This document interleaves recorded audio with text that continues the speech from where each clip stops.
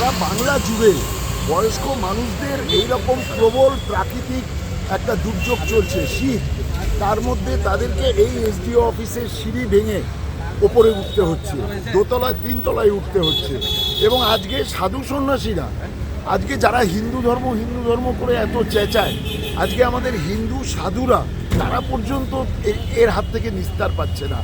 যারা তাদের জীবনটা উৎসর্গ করেছে এই আমাদের সমাজের জন্য, সামাজিক কাজের জন্য, মানুষের সেবায়, যেহেতু তার ফর্মে শ্রীরামকৃষ্ণদেব এবং মাতা শারদামণি বাবা মায়ের নাম হিসাবে লেখা আছে, তাই তারাও নিষ্কৃতি পাচ্ছেন না এই হয়রানির হাত থেকে। আমরা এর তীব্র নিন্দা করি এবং এই জিনিস চলতে পারে না, মানুষের পিঠ দেয়ালে ঠেকে গেছে। স্বামী রাঘবানন্দ পুরী, রামকৃষ্ণ বেদান্ত আশ্রম, প্রধাননগর।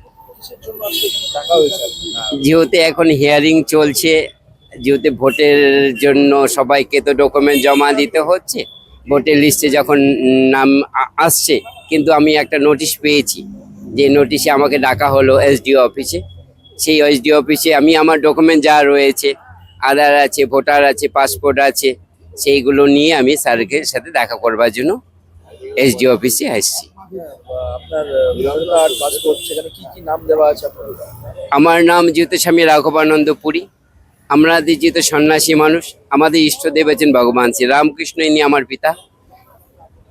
তার পিতার নাম রামকৃষ্ণ দেব এবং মাতা হচ্ছেন শারদামণি দেবী। আমি ফর্মটার মধ্যে কিন্তু এটাই আমি লিখে দিয়ে দিয়েছি। কেন ডেকেছে এটা এখন ম্যাচিংটা উনি ঠিক করবেন, এটা কিন্তু আমার কাছে উত্তর নেই।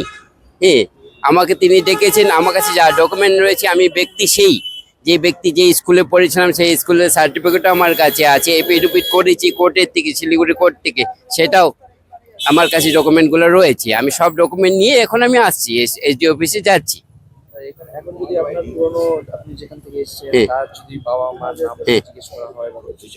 এটা কখনো হতে পারে না, কারণ সন্ন্যাসীদের ক্ষেত্রে এটা হয় না। সন্ন্যাসীরা যখন তার সন্ন্যাস নিয়ে ফেলে, তার নতুন নামকরণ হয়, আর এটাই তার এবং সিগনেচার হয়, এবং এটাই তার আধার, ভোটার, যেটাই বলুক এই নামেই করতে হবে।